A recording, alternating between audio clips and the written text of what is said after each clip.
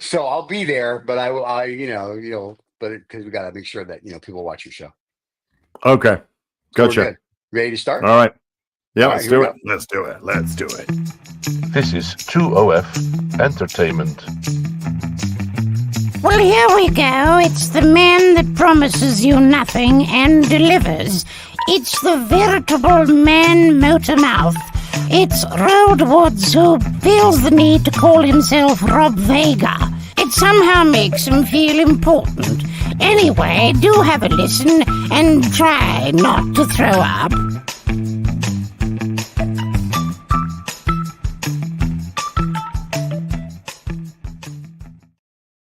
Hey, we're back. Hey, How you doing? exciting times for you, Mr. Stephen. I am good. I'm good. I just got back from a trip, so I literally got an hour's All worth of right. sleep, and I'm here. I'm here for You the should come fans. out. You should come out here sometime. It's a good place. It's got I some strange administration, but the people are great. That's all I can say. Yeah, it's all about the peoples. it is. It is all about the peoples. Yeah, that's what I look And at. I'm just going to jump straight in because we're going to keep it a short one today. We have a Let's short get show right because to it. you're a popular guy today. He has to go in front Oh of yeah, the I Viagra know stuff Commission. going So on. that's exciting. Yeah. What did you say about Viagra? What? No, nothing. No, go ahead. Oh, and they're off to a good start. All right, there we go. Well, it is. Hey, listen, I'm 2 working on Odds 3 hours of Entertainment. sleep. Good luck with this. No, that's fine. Yeah, good. Well, I've just done I've been up for about 9 hours. Got up at Rubbing in. 4. Yeah. Done a radio show. We've got this big fundraising thing tomorrow, so I'm on the other side of the tired spectrum. All But right. let's just see how we go. All right. Cool. All right. So, okay, let's just open up the box and see what comes out. So I just wanted to kick this off by saying, Yes. it sort of ties in with your I guess the elections in a way. It sort of ties in with the mindset. It sort of ties in with things that I've thought about, and I'm sure a lot of people haven't. So I'll get right to it. I want to know at what point on this ridiculous planet of ours, Yeah. is that a jet flying over you, or is it me? It's you. Oh, it's me. Okay, we got jets flying over. Oh, they heard me. Right. The So I want to invasion's know coming. Congratulations. the minions are coming. No, they're actually, we've got them already. They're sitting by the pool. Yeah. All right. So I want to know at what point that there have been so many rights movements, Mhm. all valid, not a problem. I just want to know, to do with race, to do with gender, to do with Right. tribes, to do with countries. There's always somebody that's not doing so well and somebody who's oppressing them, and then they stop oppressing them, and then we have 300 years of apologies, which just go on and on and on and on and on and on. And recently, Keir Starmer, the British Prime Minister, he went to the meeting of Commonwealth Nations, and he said, "Look, we're not chatting about reparations." And obviously, everyone got upset about that. And he said, "We're not apologizing. We'll discuss other things, but we're not. There's no reparations. First of all, where's it supposed to come from?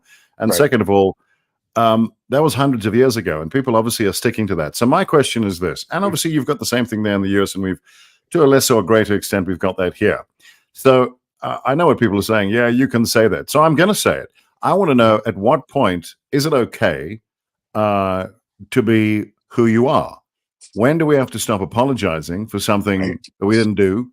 When can we compete on an equal footing? Because that's what I think we all want ultimately. Right. Because people certainly here and in other parts of the world will say, yeah, you have an unfair advantage. People always have advantages. LeBron James's son, Bronny James, has an advantage. Right. I mean, yes, would he have played if he wasn't LeBron James' son? I don't know. We'll never know. I'm not sure. I don't know. Right. They lost, but anyway, Right. that's my point. People have advantages. That's just how it works out. There's always some rich guy who's got a kid who gets advantages, and he's got a trust fund, and that's just how it is. That's called, we are all different, and we Right. all of different intelligences and so on. But the thing that really I'm starting to get a bit, I'm sympathetic, and I will work with people to, and I've said this before, I will work with people to uplift, educate, do whatever, help, etc. But what happens to me? I'm sitting in a situation now where I wasn't even born in this country. A lot of what is going on here is to do with the way I look. A lot of things have been taken away from me. Because you And wear I can glasses. hear people, Because you wear glasses. Yeah, that's what it is. It must be. Well, that's for reading. I mean, there I'm fine, but yes, for reading, yes, exactly. And I can see you clearly. Maybe I should take my glasses off. I'm not sure. But I but it feel the just love. gets to the point, and it's. I think it ties into some extent of what's going on in the US. I think there are a lot of people who Right. are just. I think people are basically. They're basically selfish. They care about their families and food Right. and whatever. They not everybody. I mean, you hear people talk about how philanthropic they are and we care about the world. You don't. You don't have that time. You don't know. Yeah. It's okay. You can't possibly care about the entire planet. We've got religion for that, so that's fine. Right. Don't worry about it. We're good. Right. So you just get on with what you do, compete, educate yourself, read, and be involved, and that's all you can do. Right. And but if you start that situation at this mandated disadvantage because of something people that looked like you did 300 years ago, whatever it was, Hmm. well, that's a problem because eventually, when does that stop? I want to know, when does that stop? What do we do? What do people who are considered former oppressors? What happens to us when all the opportunities and advantages are taken away and we hand them over? Right. And then do we just, what happens then?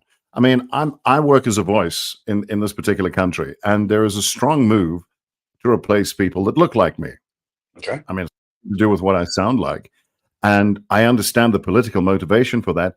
But that's all very well. But what happens to those people? Right. And I've to make a plan, get by, do whatever with all my advantages, and but it does speak to an issue where I think when people go to the polls in your country next week, Yeah. that's a factor. They're going, I wasn't part of slavery and I didn't do any of these things, but I'm what? I'm a target of this hate of this. What is that? What did I do? And Mhm. yeah, but your forefathers, screw my forefathers. I mean, even my Oh, father, whatever, you yeah. know. And I just think that I think we're creating a situation where there's a giant pendulum that's going to swing the other way. What happens when people just say, okay, you know what, enough. They We already wanted are. to work with you. We wanted to work with you. We wanted to be a part of a solution. We are quite willing to give of our time, our resources, our advantages, and be involved. But for you to just take away our pie, what do we do then? What about Right. our kids?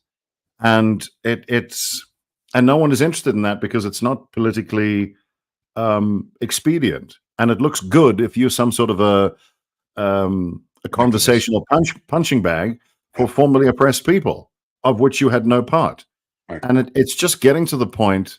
I think you can see it in the world. You can see it in Europe.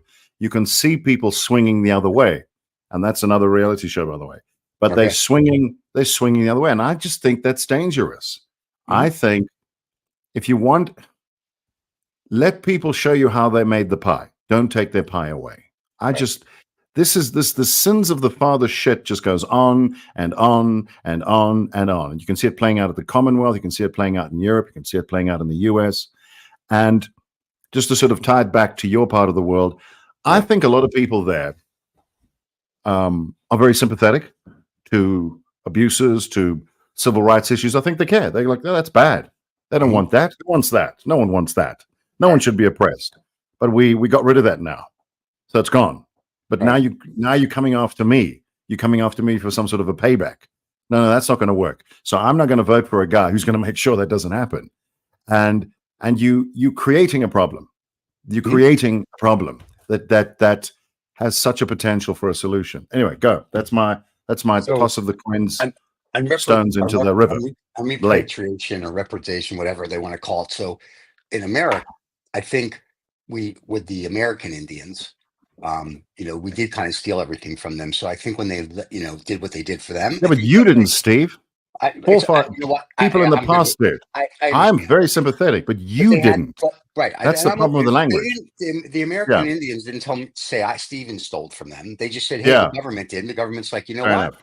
We're going to Mm, do this for you. We're going to let you cigarettes in mm, casinos, and mm. now they're all billionaires, and that's a good thing. So I'm okay with that. There was a Okay. story about Cumberbatch or whatever his name is. His forefathers. Benedict Cucumber Patch. Yes, Yes, exactly. that's the guy. His Yes. forefathers were slave traders, and I know he was going to make a reparation for that. And I'm like, why? That's 300 years ago. Yeah. And who am I making it to? Yeah, Because exactly. did you trace them all? And here's what's really interesting. You know, they had Mm. the Roanoke, Roanoke colony here. John Yes. Smith was a white guy, and he was a slave before he escaped to Roanoke. So Sorry, that's in Virginia, right?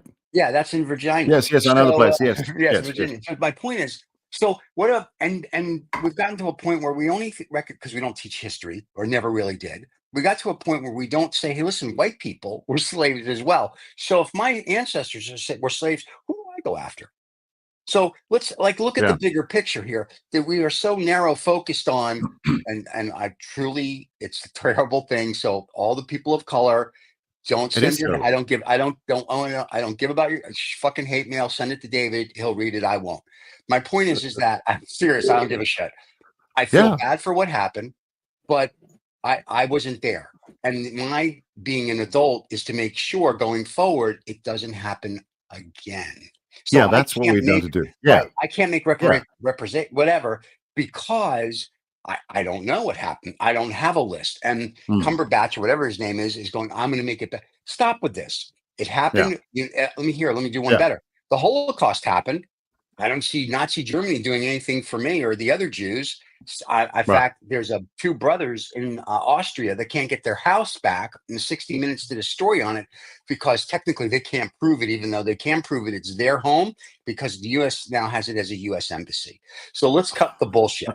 And all right, it was a 60 Minutes story back in the 80s, and I was just shocked. Right. So it's how do I put it? If it makes you look good and feel good, you do it. But if it inconveniences you, you don't do it. And that's where the problem is. It's all this bull. And the other part of it is wokeism now. I find people are fed up with that. So it's like enough's enough. Yeah. We move forward. And I think what's happening is that you get these little spurts of, oh, you're white and you live in a country that's predominantly black and it's all your fault. Okay, so now we're going to take it out on you. Pretty much. And yeah. In 3 to 5 years, it'll be like, oh, you're black and we're white. You took it out on us. We're going to take it out. Can we stop just taking it out on everybody? Right. This circle jerk has got to stop. And in America right now, it's to your point, we're going to blame the immigrants. And I'm like, okay. We got to blame someone. Right. But what am I blaming them for? I know. Didn't do anything. I'm sorry, they ate dogs and cats in Springfield. But other than that, they didn't do the richest guy in the country is an immigrant, and he's from here. I'm just saying. Yeah. Did he steal all the money? I don't know. I don't get the logic. I think, unfortunately, somewhere in our DNA, our little 1-0 code, we are. Yeah. They give this little thing of hate. It's like let's just tweak up the hate. So it kind of like it looks. You come out and you have to hate something. But Steve, I've got to say something. You mentioned, and I've been wanting to sort of, I've sort of circled this topic a bit, but let's go. We there now. So this country, for instance, I mean, I do not have a history here at all. I mean, my parents had nothing. They came here when sort of 70s, and yes, apartheid was very much on the go. I remember when they arrived, they'd heard about it. They were kind of surprised by it, but they carried on. And they carried on in their own way. So they didn't, of course, people say, I don't see color. Color's fine. You can see color. It's great. Yeah. I mean, it's the only thing that makes English food palatable is that none of it is English.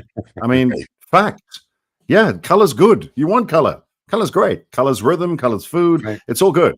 So they came here and they just carried on with their lives and they made friends of every description. And we as a family got into, I wouldn't say we got into trouble, but we were certainly looked at a little suspiciously because my father worked as a bartender because he wanted to make some money on the side. And of course, all sorts of people came in there and some were not the greatest.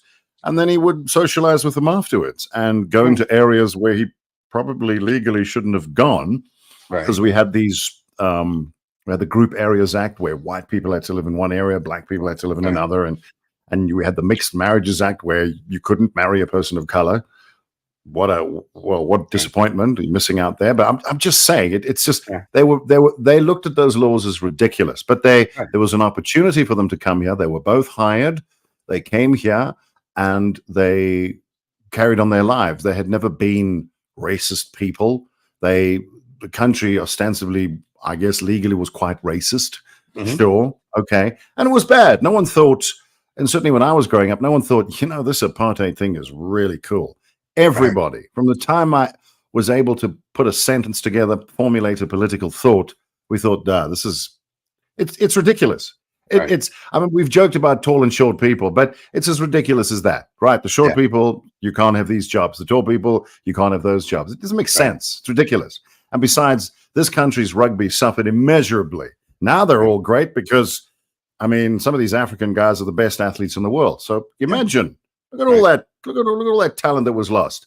Yeah. Absolutely true. No one denies that. We've never thought it was a good thing. Maybe in the 50s and 60s, they were happy about it. But certainly when we came here, my point is this: we have never thought, condoned, been a part of, been interested in, aligned ourselves to any kind of this racist bullshit, because it is bullshit. It is bullshit. We just want to compete. We don't care. Color is irrelevant.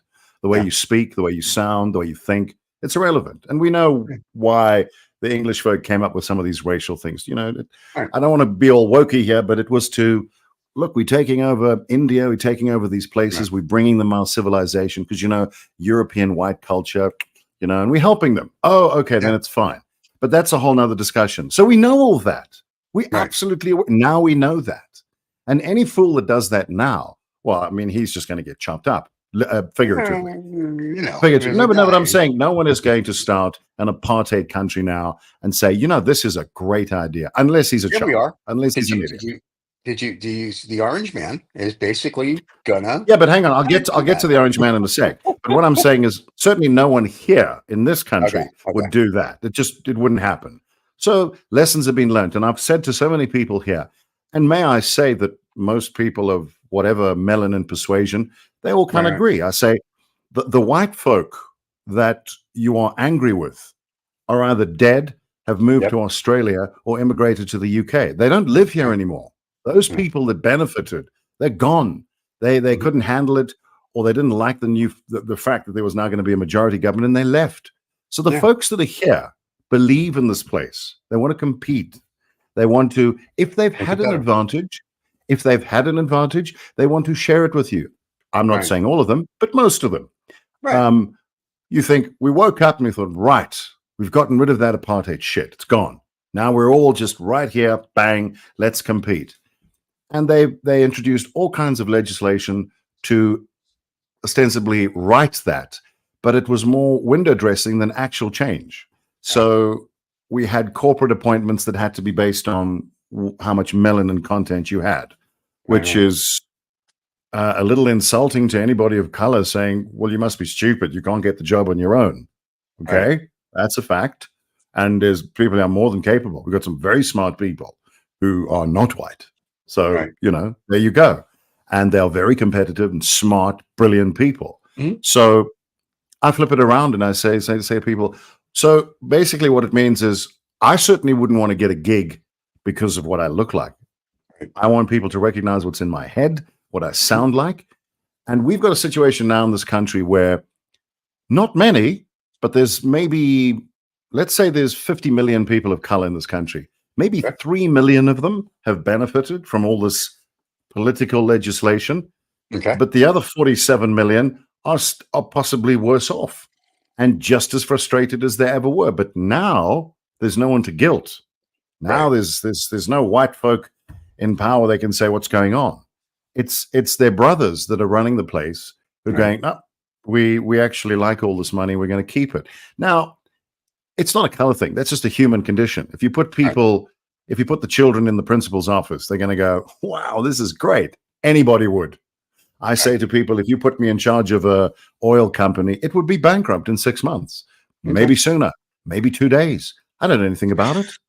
My point is, you've got to compete. You've got to educate. You've got to learn. There is no shortcut. There's no racial advantage that should be offered to anybody for that. You should pay the dues, get the job done.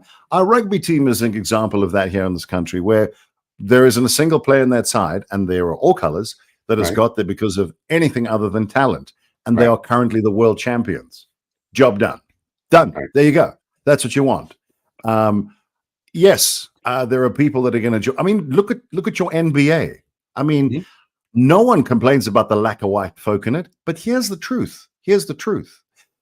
A lot of there is a genetic advantage enjoyed by a lot of black folk in the US because of situations before. But these guys are big, they're strong, they definitely superior athletes, Mhm. and everyone applauds that. And that's fine. That's great. But that's just the way it is. What I'm saying is you're a product of your history, Mhm. rightly or wrongly, justifiably or not. There you are. You're sitting in the White House, you're on the NBA court, wherever you are. Now it should be about talent. But I if you agree. start trying to unglue all that constantly by using people for anything other than talent, appointing them, use whatever, it's not going to work, because that pendulum that I think you mentioned or I mentioned, it swings the other way. And we don't Mhm. want a situation in 30, 40 years where you have the opposite problem, where we're just appointing white people in this country because they were so disadvantaged. Right. Why would you do that? So, Let's just go on the playing field, go on the playing ground, and yeah. compete. And if anybody Yeah. feels hard done by, welcome to life. I'd say That's just the way it is. welcome to the planet And it, Earth. and one final thing, if I may say, about 80% of what I'm dishing out now, this diatribe, doesn't come from my so-called white friends.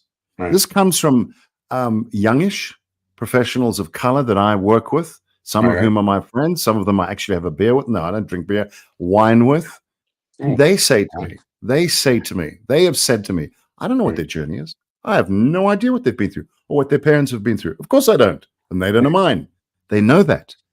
The one guy's got about 3 degrees. He studied around the world.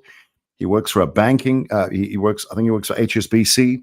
He's Okay. an investment banker. I think a bit like you, something to do Right. with your world. And he's ridiculously smart, far superior in that than I am. And he doesn't need a racial advantage to get that job. He'll kick Right. my ass every time. Yeah. That's my point. And that's fine. That's just humanity. Yeah. But we've got to remember things. We've got to remember the Holocaust. We've got to remember apartheid, educate people so that they don't do it again. Because Correct. you mentioned the Holocaust. What's happening in Europe right now is very disturbing, because they have not listened. They have not remembered their history. And I'm not saying they're going back to what they were 50, 60, 70 years ago, but there's a movement towards it. There's a fed upness. And I see it in the US as well. As I say, our demographics here are a little different, but I'm saying if I look at what's going on in the US, you had Trump at Madison Square Garden. Look what happened just before the Second World War. There was a Nazi rally, a very famous Nazi rally, America First. And you go, my God, if you're old enough as a historian with a good enough memory, you're going, I've seen this movie before. Anyway. Yeah. We've been Dude, saying that we've seen back this to you. movie before for the last 2 years. So, I mean, it's like, and there's a book called It Can't Happen Here. And that book, Yeah. if you read that book, is exactly Trump's playbook. There's an assassination attempt. There's this. But it's not just him. fascinating. Steve, I just want to say this because it often comes up and people say, I'm not anti-Trump. I am not anti-Trump. He should be allowed to say whatever the hell he wants. I agree. Absolutely. I don't have to agree with it, but he can say what, and you don't have to agree with it. But of course, he should be able to go to every rally. He can serve as many McDonald's fries as he wants. He's fine. It's not him. Yeah, he's not the problem. He is the symptom. He is the symptom of the problem. The fact that a guy like that in such a sophisticated, economically strong country like the US, the fact that he can get into that position, it's not his fault. Who wouldn't want that? I mean, come on. It's fantastic to be the guy and serve fries and talk crap at a rally. I don't begrudge him that at all. Yeah. I don't begrudge him that at all. And he's got his finger on the pulse of something. That's the truth. So he's not the problem. Not at all. Well, not at all. He's part of it. He's He's the symptom.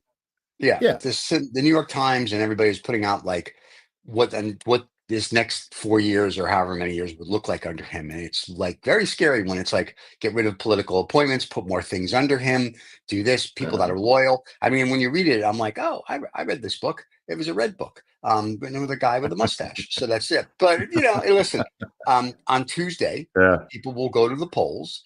And it used to be on Tuesday, you'd go to bed, you wake up Wednesday morning. I was a kid. I remember I would get the paper and I'd be like, oh, Jimmy Carter's president or Ronald Reagan's president or this. You'd read the paper in the morning and there's a president. This time, I think there's going to be so much legal mumbo jumbo that we may not know who our president is until maybe the end of November, beginning of December. And even then we may not know. So it's going to be interesting for our country. The other thing I wanted to say, we're talking about, different people and people shouldn't be prejudiced. Now, I will say that a short person shouldn't be able to stock shelves. Like a midget can't do that job. I'm just saying right off the bat. What job? Yeah, like if you're a shelf stocker at a supermarket, you have those shelves that are pretty high. So if you're like a little person, and I'm talking like a Brad Williams that you're like 2 feet, 3 feet, you can't get 6 feet up. I don't care. A little step ladder is not going to do it for you. So there's some jobs you can't do. But I'm just saying. And with Trump, I thought I'd break the tensions. And with Trump, we're going to go back to isolation. We're going to go back to isolationists, which is what happened before World War II. And remember, it was all about America internally. And the only reason we got involved, for the people that don't know history, with World War II, not because we thought the Nazis were bad or we didn't like the Germans. The reason we got involved is because they bombed Pearl Harbor.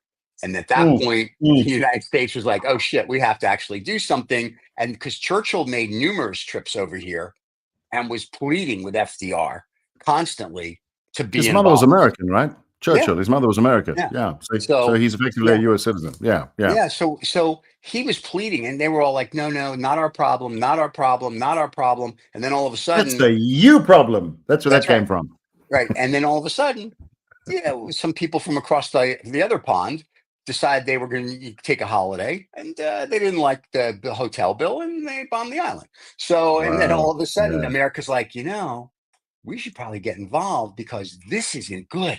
And so we got involved because Japan was an ally of Germany. And all of a sudden, now America was like, well, we have to go to war.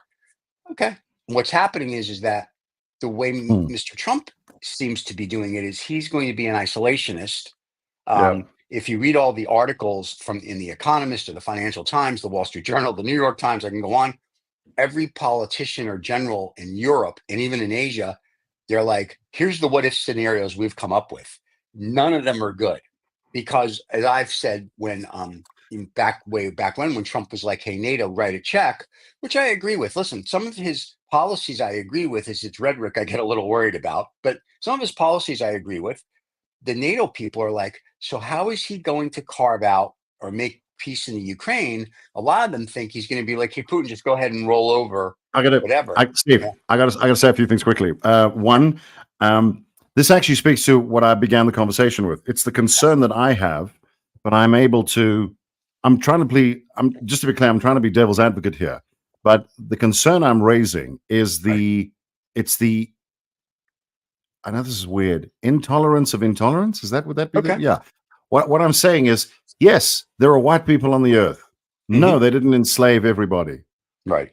But that's what I'm saying is that in the US, you've got a very overt example of where people are going, you know what? Enough of this crap. Right. Enough of this crap. And our spokesman is Donald. And that's it. It's as simple as that. Because it's as simple as that. So I don't necessarily, here's the weird thing. I don't necessarily blame Trump. I don't even necessarily blame his supporters. I blame, if we have to blame anyone, I blame people who pushed, say, for civil rights or the abolition of apartheid here, and then they're carrying on. And you're going, no, hang on. We've gotten rid of it now. Everyone agrees. Now stop trying to demonize people who have some genetic link to people who did this in the past, because then you're going to create another problem. I understand revenge is in your DNA, but can we just drop that? Be the better, just drop that shit now. Otherwise, it's going to be like an Italian mafia war that never ends. Correct. And what I'm saying is this is an example of what I mean. If you keep pushing people, if you keep demonizing them, using words like deplorables or what did Joe Biden say the other day, garbage, you've got to be so careful of saying that, because people they go, oh, are we garbage? Oh, okay. Well, We it voting happened for at the Trump Donald. rally. It's as simple as that. The And Trump and they're rally. not learning their lesson. That's what I'm Yeah. saying. They're not learning their lesson. They're not. Mhm. You, if you, I know it's very easy just to be throwing stones at someone. Oh, you did that. You did that. Mhm. But then they throw them back, Mhm. and that's what happens. And then we keep throwing, and no one ever puts the damn stones down. And that's what we've got right now. I completely understand why people might feel aggrieved to the past. Like you said, you can pick a group. I mean, why isn't every Jew in the world pissed off about what happened in the Holocaust? Right. Because they created businesses. They got on with it. They said, "Fuck Yeah. it. What am I going to do?" And they honestly had the most extraordinary case to be pissed off and play victim forever for what Right. happened. Right. They were the Jews were picked on. Their families were killed in the most horrific way. I mean, go and read history. Go and watch The World at War. One of the best series the BBC ever did. It's actually very good. Narrated by Solange Olivier. It's a fantastic documentation. If you can't read, watch that. It's brilliant, and Right. you will see. You will get an idea. And that was made in 1972, which is only about 27 years after the end of the Second World War. But I'm saying there is that was just the other day. Historically, it was the other day. And yet you got all these people that apparently, own the world media, whatever. Right. Jokes aside, they said, you know what? We're just going to get on with it and do stuff. And that anyone can do that. It's not a Jewish thing. It's a people thing. You can either say, I feel I'm a victim and I should be entitled to everything in the future. Or I can say, that's not the way humanity works. I'm going to make my own world. And to be honest with you, that is what the Jews have done. And that is why there's a lot of, the only thing I can ascribe all this anti-Jewish, anti-Semitic feeling is because they're jealous. They're going, look at those people. They got on with it. They did it. Well, you can. Anybody can. You can either Except for say, the space lasers. the world hates me. What? Except for the space lasers, that's our thing. You can't have that. So Okay, no, that's fine. That's fine. Fine. Well, when you say you, I mean, my father was Jewish, but I wasn't raised Jewish. But so I've got one foot in the camp, hill, in the tribe, something. Yeah, in the tribe. And I got the snip. I got the snip. So I mean, but I'm just saying.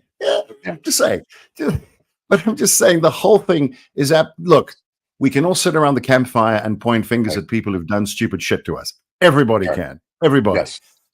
But you can make the decision to say, right, let's put the stones down and do something. It's not a kumbaya moment. It's not a, oh, look at me. No, you can either blame someone or blame yourself. Now, the weird thing about blaming yourself is you've got control over that. You can say, you can wake up in the morning, feel depressed, have a drink or whatever, exercise and say, right, what can I do? And you put the I back in your life and you say, this is what I'm going to do. I'm going to figure shit out. We've got, I mean, there's a story of a guy here. Let me give you an example. I've got two stories for you. The one is I went to a fancy school, but one of my classmates was a Zulu guy.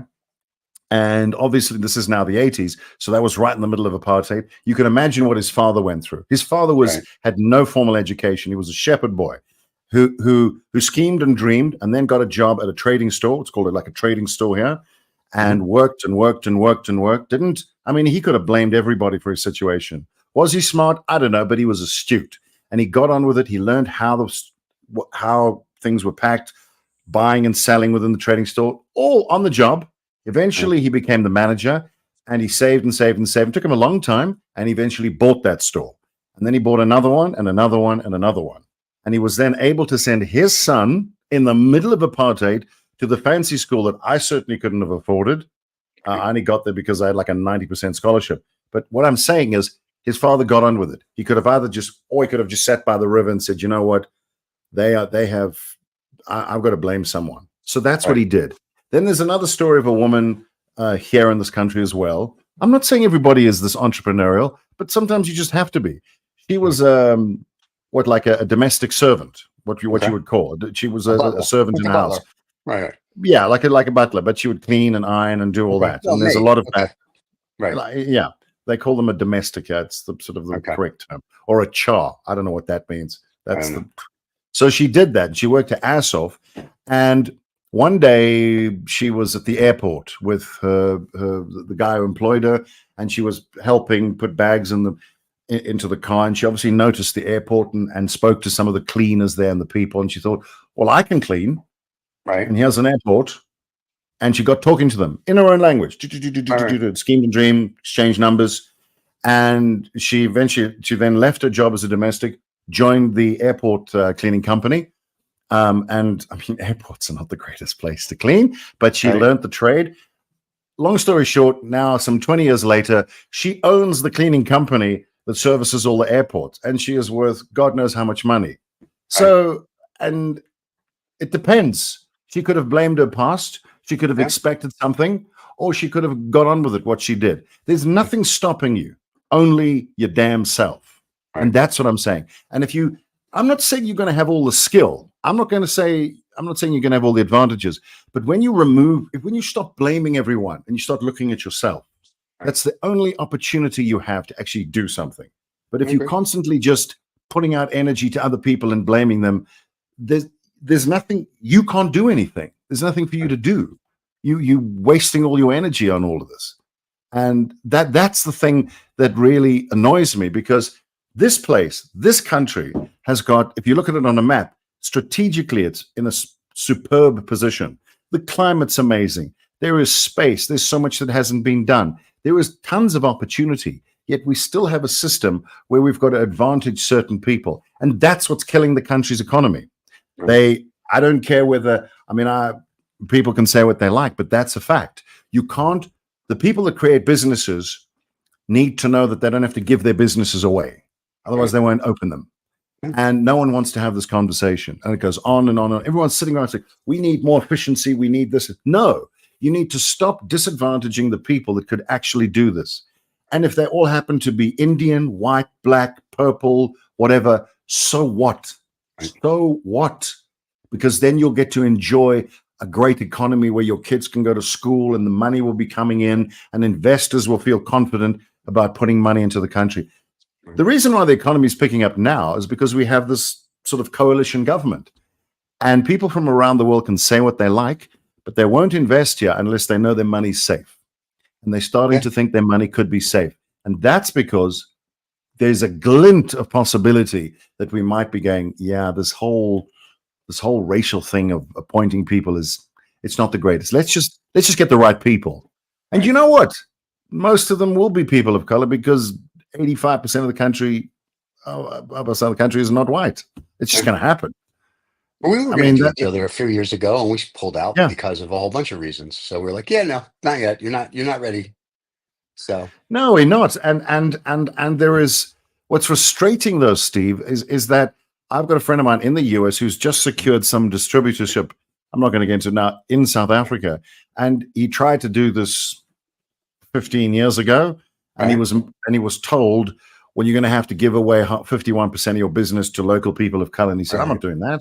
Why would I do that? It's my business. I will work with you. I will help you. And hey, I've got nothing to do with your country. So the moment they drop that, not a lot will change in terms of, how can I say? People will still get appointed. Things will. It's not like everybody will lose business. In fact, business will pick up. Right. And then people can feel free to hire who they want. And that's what businesses need. Businesses don't care about politics. Money doesn't care about politics at all. But what this place needs is money. And unless it learns to drop. So you've got economics has got to dictate politics. That's how it's got to work. Economics is money, and politics must follow and say, hey, what can I do to help you make money? What business incentive do you need? What people can say what they like. That's how you change the world. This world we live in, that's how you change it. You need money. So you've got to be that good old capitalist. Look at what Singapore does. Let me give an example. My mum's company that she worked for, they had this whole racial thing, and they eventually closed down and moved to Singapore with 100th of the staff, and they're making 3 times more than they were here. So that's one example of a business that said, you know what? I'm not dealing with this. I will donate. I will be involved with. I will help you. I will build schools or whatever. But don't stop me from making money. Don't tell me how I should hire people. I know what I'm doing. You do you. I will do the business. And I don't care what people look like. I'm just going to hire the best people. Eventually, that became a problem. It impacted his business. There were protests, whatever. He said, fine. And he took that business acumen he had. Yes, of course, he had an advantage Don't you want that advantage? Don't you want him to teach you how it works? Don't fight him. They didn't want to work with him. So he's living in Singapore now. And when he got to Singapore, I remember when he expressed an interest in it, he phoned up some people there and they said, yes, we'd love to have you here. What is your business? He said, I make footwear. Great. They paid for his flight. They checked him out. Oh, wow. The Singaporeans did, trust me, these are smart people. They checked him out. They saw what he did. They said, fine. They flew him over because he says, I'll book a ticket. No, sir, we'll book your ticket. Where are you going to stay? I don't know. No, we'll set you up. So they put him up in a hotel. I mean, obviously they knew what they were doing. They wanted his business. They're not giving him a free holiday. So they got him over there. They checked him out. They saw what his business was about. They chatted. He got there. The first day he was there, they took him around, showed him potential factories, sites, because he knew nothing. And they said, we'll help you. We'll help you. We'll even give you a tax break for, I don't know, 5 years. We just want you in the country. And that's what happened. And now, 15 odd years later, he's there. So he's been feeding the Singaporeans taxes for 10 years. Big money, which he could have done here. Well, that's what I'm saying. That's what I'm saying. Yeah, that's the world. And the thing that annoys me about this place is it wants everyone to feel sorry for it. The world doesn't care about South Africa. It doesn't. It doesn't care. People don't know where it is. Why would it? Why would it? It doesn't care. We helped you get rid of apartheid. Now go up and just get on with it. Put on your pants. Does that sound unfair? I don't care. That's just, what are we going to do? Fight the whole world? Oh, you should feel sorry for us and we this and I want to drop some final bomb before I go because I got to go. Yeah, they say you got to go. And that is this. I just want to say, I can't imagine, and I'm not going to, in all seriousness, I can't imagine the intricacies and the complications of the Middle East. I don't get involved. It's got nothing to do with me. I have no idea who's who, what, so I'm not going to say anything. And that's the policy that this country should adopt. We have no business telling another country like that what they should do. Whether we're right or wrong, it's immaterial. We can help, we can support. We shouldn't be, it's not a, what do we know? We don't know. We don't know what's going on. So either way, you're gonna annoy someone, you're gonna piss someone off. So the best thing is we'll host you, we'll help you have a conference, but we're not going to take sides because we don't know enough. We're not connected to that. We'll help you. It's kind of like what America should do as well. But the good thing, it's not our fight. Right, but it's all the good thing all the university students in America know. So that's the important thing. I'm not Yeah. saying don't be sympathetic. If you want to send money to someone, be my guest. Right. Go have at it. But when you start jumping in a fight that you know nothing about, No, I agree. and we don't, Right. we just don't. You can do all the research you want. I mean, whatever. Yeah. It's this is a history that goes back thousands of years. But It you can is. say whatever you need, we'll help you. Yeah. Both sides will help you. We are upset that you're fighting. It's the same with the whole Russian-Ukraine thing. Yeah. I mean, Before we go down all this, you have to go. Yeah. You have I have to go. It's So been guys, fun. thank you. Don't forget to watch us next Thursday live. I think we threw some rocks in the lake. Yeah, I it'll feel be we fun. created some ripples. Good. And remember, Good. any nasty comments, direct them at David. Don't forget to subscribe That's right. and like. You can listen to the podcast later on today on Thursday. You can see this rebroadcasted on today on Thursday, and you can catch us live next week. And if you're someone of color that's in power and you want to come on and talk about what we talk about with us, feel free to reach out to the show and we'll have you on the show. Go ahead. 3 words. Yes. Freedom of speech. There you go. Before you get Cheers, all offended. everybody. All right, guys. We'll see y'all later. Cheers. Thank you so much for listening to this Roald Woods, Rob Vega, whatever the hell he wants to call himself, fellow. You know, this podcast thing, it makes him feel very important, and he's a difficult fellow as it is to deal with. So thank you so much for putting up with him, and do take care.